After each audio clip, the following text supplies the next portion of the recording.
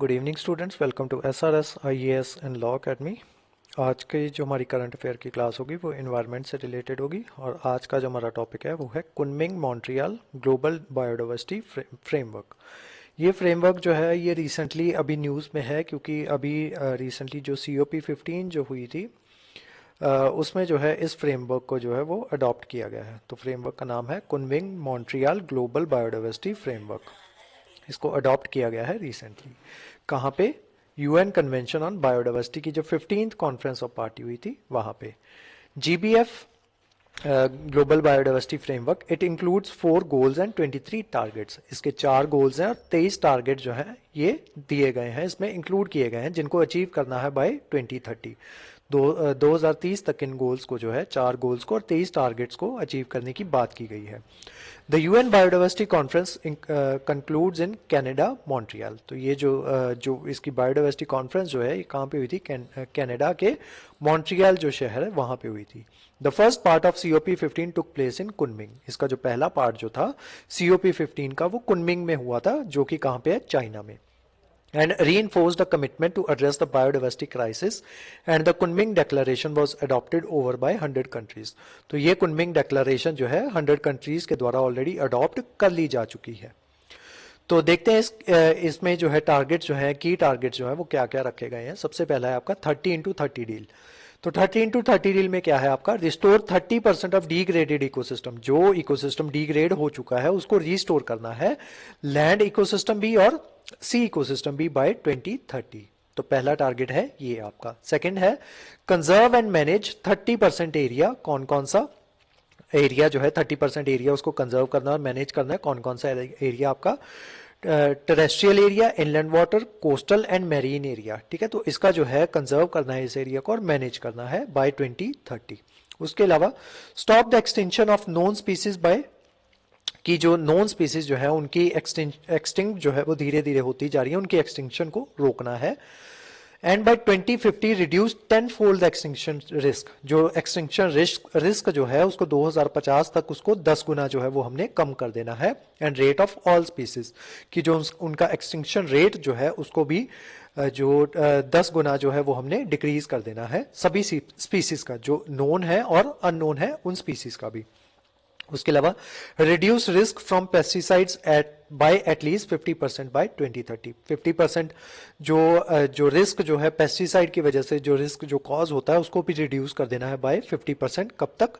2030 तक।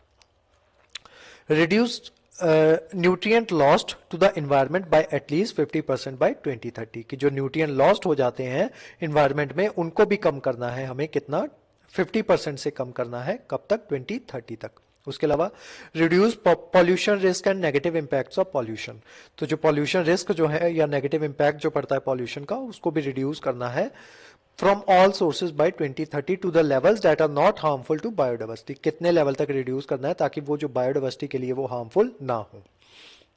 उसके अलावा reduce global footprint of consumption by 2030। जो ग्लोबल फुटप्रिंट कंजम्पशन जो है उसको रिड्यूस करना है by 2030, including through significantly reducing over consumption. अब इसको किस तरीके से रिड्यूस किया जा सकता है? अगर हम ओवर कंजम्पशन जो है उसको रिड्यूस करें। एंड वेस्ट जनरेशन को रिड्यूस करें। एंड हाफ फूड वेस्ट, जो फूड वेस्ट जितना हो जाता है उसको तकरीबन आधा कर दें तो इसको जो है ग्लोबल फुटप्रिंट जो है ऑफ कंजम्पशन इसको रिड्यूस किया जा सकता है। उसके अलावा sustainably manage areas under agriculture, aquaculture, fishery and forestry and substantially increase agroecology and other biodiversity friendly practices।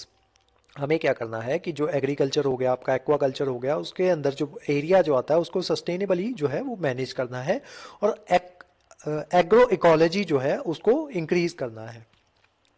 उसके अलावा tackle climate change through nature based solution. Nature based solution की मदद से जो क्लाइमेट चेंज जो हो रहा है उसको टैकल करना है। Next, reduce the rate of introduction and establishment of invasive alien species by at least 50% by 2030। तो जो इन्वेसिव स्पीसीज की वजह से जो है एलियन स्पीसीज जो है वो आपका जो इन्वायरमेंट जो है उसको तबाह कर देते हैं, तो उसको भी कम करना है बाय एटलीस्ट 50% कम कर देना है बाय 2030। उसके अलावा secure the safe legal and sustainable use and trade off wild species bye 2030।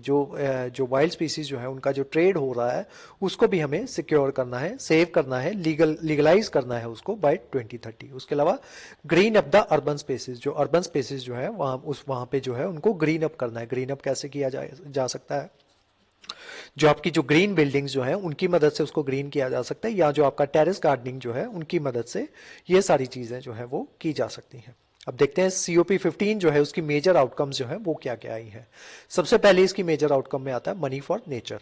तो इसमें बेसिकली बात की गई है कि जो नेचर जो है उसके लिए हमें जो है पैसा जो है वो इन्वेस्ट करने चाहिए। तो the signatories aim to ensure US $200 billion per year, कि वो चाहते हैं कि जो जितने भी इसके सिग्नेटरीज जो हों वो कितना फंड इकट्ठा करें, 200 बिलियन US डॉलर पर ईयर, कि हर साल 200 बिलियन डॉलर जो है वो रेज किए जा सकें। फॉर किसके लिए? To conservation initiatives from public and private sources, कि कंजर्वेशन इनिशिएटिव जो है उनके लिए इतना पैसा जो है वो हर साल इकट्ठा करना है। Wealthier countries should contribute at least $20 billion for each year by 2050। जो वेल्दियर कंट्रीज जो है उनको हर साल जो है 20 बिलियन US डॉलर जो है वो इन्वेस्ट करने चाहिए। कब तक? बाय 2050। और उसके बाद एटलीस्ट 30 US बिलियन डॉलर जो है बाय 2030, 2030 तक आते आते हर जो आपकी जो वेल्दी कंट्री है उसको $30 बिलियन US डॉलर जो है वो हर साल इन्वेस्ट करने चाहिए। उसके अलावा इसकी मेजर आउटकम्स में बिग कंपनीज जो है उनके बारे में बात की गई। उसमें कहा गया big companies report impact on biodiversity. उसमें यह कहा गया कि company should analyze and report how their operations affect and are affected by biodiversity issues, कि उनके ऑपरेशंस के द्वारा जो बायोडाइवर्सिटी जो है उसके ऊपर किस तरीके से अफेक्ट जो है वो कर रहे हैं। तो कंपनी जो है हर साल उसको जो है अपनी उसको एनालाइज करना चाहिए और रिपोर्ट करना चाहिए उस चीज को। The parties agreed to large companies and financial institutes being subject to requirement to make disclosures regarding their operations, supply chain and portfolios.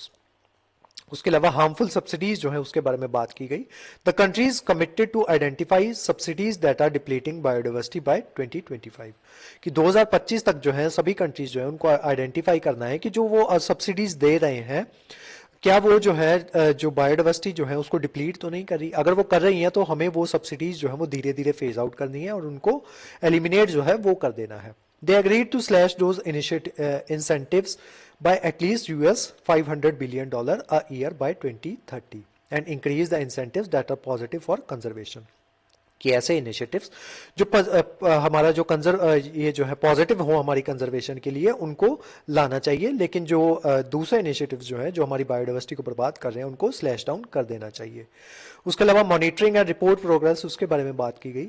All the agreed AIIMS will be supported by processes to monitor progress in the future in a bid to prevent this agreement meeting the same fate as similar targets that were agreed in Aichi Japan in 2010 and never met. तो उन्होंने ये बात की कि हमें इस तरीके के टारगेट्स नहीं सेट आउट करने चाहिए जैसे हमने आईची जापान में जो कॉन्फ्रेंस हुई थी उसमें हमने सिमिलर टारगेट्स जो है वो सेट कर लिए थे, लेकिन उसके लिए कोई भी काम जो है वो नहीं किया गया। National action plans will be set up and reviewed. National action plans जो है वो सेटअप किए जाएंगे और उनको रिव्यू किया जाएगा following a similar format used for greenhouse gas emission under UN led efforts, कि जैसे एफर्ट्स यूएन द्वारा लिए जाते हैं ग्रीन हाउस गैसेस को इमिट करने के उनके एमिशन को रोकने के लिए, वैसे नेशनल एक्शन प्लान्स जो है वो सबको सेट आउट करने चाहिए। उसके अलावा इंडिया ने जो प्रेजेंट की अपनी डिमांड्स इस कॉन्फ्रेंस पे उनके बारे में देख लेते हैं। India call for an urgent need to create a new and dedicated fund. India का कहना है कि एक हमें नया और डेडिकेटेड फंड जो है वो इस्टेब्लिश करना चाहिए डेवलपिंग कंट्रीज के लिए ताकि वो सक्सेसफुली इंप्लीमेंट कर सके post 2020 global framework to halt and reverse biodiversity losses. जो बायोडाइवर्सिटी लॉसेस जो हो चुके हैं उनको जो है हॉल्ट किया जा सके और उनको रिवर्स किया जा सके। So for the global environment facility which caters the multiple conventions include the UN FCC and UN convention to combat desertification remains the only source of funding for the biodiversity conservation. कि अभी तक जो है सो फार अभी तक सिर्फ जो global environment facility जो है जो केटर करती है मल्टीपल कन्वेंशंस जिसमें आपकी यूएन एफसीसीसी आ जाते हैं और UN convention to combat desertification आ जाते हैं, यही सिर्फ एक इकलौता सोर्स है फंडिंग का अभी तक। ताकि जो बायोडाइवर्सिटी जो है उनको उसको कंजर्व किया जा सके। तो इस वजह से नए फंड्स जो है उनको बनाने की जरूरत है। India also said that conservation of biodiversity must also be based on common but differentiated responsibilities and respective capabilities, कि हमें जो है इस तरीके से काम करना चाहिए कि जो जो कंट्रीज जो ज्यादा अमीर कंट्री है उनको ज्यादा फंड्स जो है वो देने चाहिए, उनकी रिस्पॉन्सिबिलिटी भी जो है, उनका बर्डन भी जो है वो ज्यादा होना चाहिए develop as compare to developing countries. और जो इंडिया जो है उसने बोला कि हमें जो है कॉमन बट डिफरेंशिएटेड रिस्पॉन्सिबिलिटी जो है उसके आधार पे काम जो है वो करना चाहिए, और रिस्पेक्टिव कैपेबिलिटीज जो है उसके आधार पे काम करना चाहिए। मतलब कि जो डेवलपिंग कंट्रीज जो है उनको थोड़े से कम एफर्ट्स जो इसमें डालने की जरूरत है, रादर देन जो डेवलप्ड कंट्रीज जो है उनको ज्यादा एफर्ट जो है कंजर्वेशन में वो डालने चाहिए। अब देख लेते हैं सीबीडी के बारे में, convention on biological diversity. CBD is a legally binding treaty to conserve biodiversity. ये एक लीगली बाइंडिंग ट्रीटी है ताकि बायोडाइवर्सिटी जो है उसको कंजर्व किया जा सके। That was in force since 1993। 1993 में इसको जो है फोर्स में ये आ गई थी। Has been ratified by 196 nations. 196 nations जो है उन्होंने इसको रेटिफाइड कर दिया है। It set out guidelines for countries to protect biodiversity. ये सेट गाइडलाइंस जो है उनको सेट आउट करती है कि किस तरीके से हम जो है बायोडाइवर्सिटी जो है उसको प्रोटेक्ट कर सकते हैं, सस्टेनेबल यूज जो है वो कर सकते हैं हमारे रिसोर्सेज का, and promote fair and equitable benefit sharing, कि सबको जो है इक्वल बेनिफिट जो है हमारे रिसोर्सेज का वो मिले। तो इस वजह से इस तरफ जो है ये आपका कन्वेंशन ऑफ बायोडाइवर्सिटी जो है ये काम करता है। It aims at achieving the historical deal to halt the reverse biodiversity losses on par with 2015 Paris agreement on climate change. तो ये जो है 2015 में जो पेरिस एग्रीमेंट हुआ था उसमें ये बात की गई थी कि हमें जो अपना टेम्परेचर जो है उसको बढ़ने से रोकना है। तो ये जो हमारी सीबीडी जो है उसी को अचीव करने में मदद करती है। इसका जो सेक्रेटरीट है वो मॉन्ट्रियल कनाडा में है। द पार्टीज जो इसके जो मेंबर्स जो है उनको पार्टीज कहा जाता है, और जो वो रेगुलर जो है रेगुलर इंटरवल्स पे जो है ये मीटिंग जो है वो कंडक्ट करवाते हैं, और इन मीटिंग्स को कॉन्फ्रेंस ऑफ पार्टीज के नाम से जाना जाता है।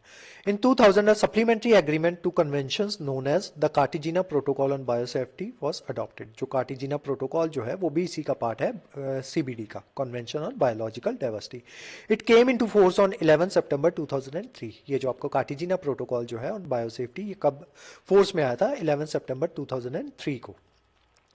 The protocol seeks to protect biological diversity from the potential risk posed by living modified organisms resulting from modern biotechnology। Modern biotechnology की मदद से ये जो आपके मॉडिफाइड ऑर्गेनिज्म जो हैं ये जो रिस्क जो है वो पोज करते हैं आपका बायोलॉजिकल डाइवर्सिटी का, तो ये प्रोटोकॉल जो है उस बायोलॉजिकल डाइवर्सिटी को प्रोटेक्ट करने में मददगार साबित होता है। Nagoya Protocol on access to genetic resources and fair and equitable sharing of benefit arising from their utilization (ABS) was adopted in 2010।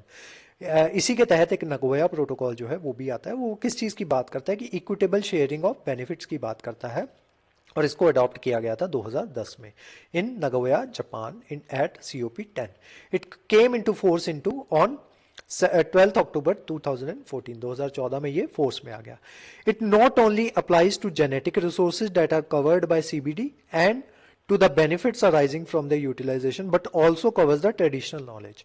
तो इसमें ये जो है सिर्फ सीबीडी ही कवर नहीं होता, इसमें ट्रेडिशनल नॉलेज जो है वो भी कवर किया जाता है एसोसिएटेड विद जेनेटिक रिसोर्सेज। जो जेनेटिक रिसोर्सेज के रिगार्डिंग हमारे पास जो ट्रेडिशनल नॉलेज जो है उसको भी शेयर करने की ये जो है बात करता है आपका Nagoya protocol that are covered by CBD and benefit arising from its utilization. COP10 also adopted a 10-year framework for action by all countries to save biodiversity। तो इसमें जो है 10 ईयर प्रोग्राम जो है वो लॉन्च किया गया था, officially known as strategic plan for biodiversity 2011 to 2020। तो इस प्रोग्राम का क्या नाम था? Strategic plan for biodiversity 2011 to 2020। It provided a set for 20 ambitious yet achievable targets collectively known as IG targets. तो इन टारगेट्स का नाम क्या रखा गया था? IG targets for biodiversity. इसमें 20 एम्बिशियस टारगेट्स जो है वो रखे गए थे, लेकिन फिलहाल वो जो टारगेट्स जो है अभी तक अचीव नहीं हो पाए हैं। India enacted biological diversity act in 2002 for giving effect to provisions of the CBD। तो इनके जो है CBD के प्रोविजन जो है उनको इफेक्ट जो है उसमें लाया जा सके, तो इस वजह से इंडिया ने बायोलॉजिकल डाइवर्सिटी एक्ट जो है 2002 का वो लाया था। आज की जो हमारी क्लास थी वो यहीं तक थी। इस क्लास के जो नोट्स हैं वो आपको सेंड कर दिए जाएंगे हमारे टेलीग्राम चैनल पे, और जो हमारे वेरियस व्हाट्सएप ग्रुप्स जो हैं वहाँ पे भी इसके नोट्स हैं वो आपको सेंड कर दिए जाएंगे। उसके अलावा हमारे वेरियस कोर्सेज के बारे में इंफॉर्मेशन लेने के लिए आप स्क्रीन पे दे नंबर पे कांटेक्ट कर सकते हो। तो आज की जो क्लास थी वो यहीं तक थी। Thank you so much.